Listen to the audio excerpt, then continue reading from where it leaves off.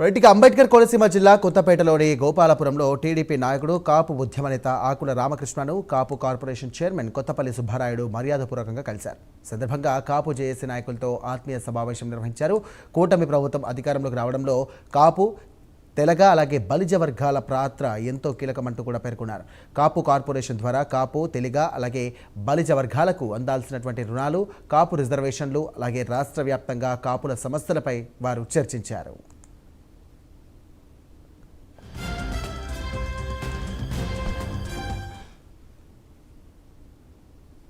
జనరల్గా నేను Rajahmundry engagement programme వెళ్తూ వస్తూ రామకృష్ణ గారి ఇంటికి రావాలని వచ్చాం.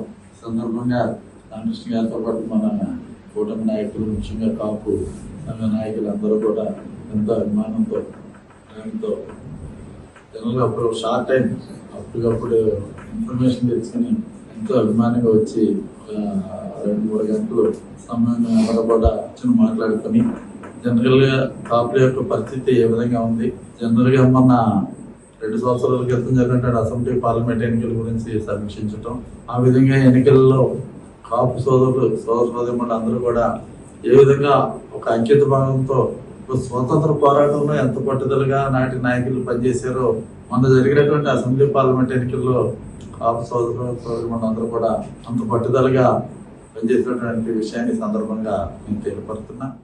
రోజున జనరల్గా నేను రాజమండ్రి ఎంగేజ్మెంట్ ప్రోగ్రామ్